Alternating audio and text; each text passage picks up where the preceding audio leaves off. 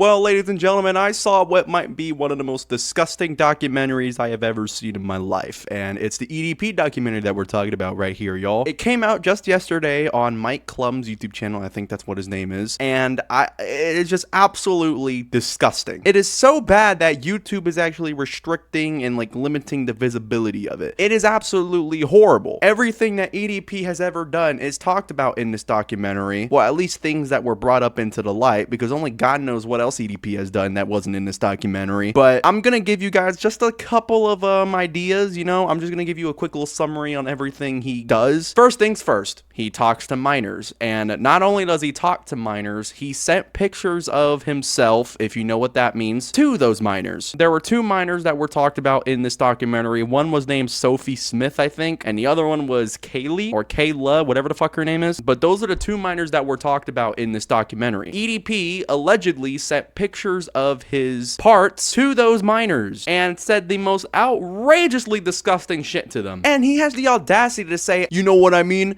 After every single sentence. No, we don't know what you mean, EDP. We do not know what you mean at all. You can't just say all this shit about minors and having sex with them and talking about some, you know what I mean? No, we don't know what the fuck you mean, because you're a fucking pedophile. He's trying to make this shit as normalized as possible. He's trying to talk it down as much as he can. He's trying to make it seem like what he's doing is normal. He has screws loose, bro. He's mentally absolutely unsafe. He is unsafe for his own being. The fact that in this entire documentary, he's trying to make every single thing he's done seem like it's not that bad, even though it is bad, is just absolutely ridiculous. But nothing is more ridiculous than who else was in this documentary, y'all. At the end of the documentary, there was a whole bunch of influencers or YouTubers who were pretty much interviewed in this documentary. When I saw who was in this documentary, y'all, it was like the fucking Avengers of the internet. It was like the YouTube Avengers, or should I just say the internet Avengers, because lolcows on every face of the fucking internet were in this documentary, y'all. Wings of Redemption, Boogie, fucking Mudahar, Oompaville, and I know some of these guys aren't actually lolcows, but just give me a minute. Those are huge names, right? But it gets even more insane. Not only did they bring those guys in, they brought what might be the most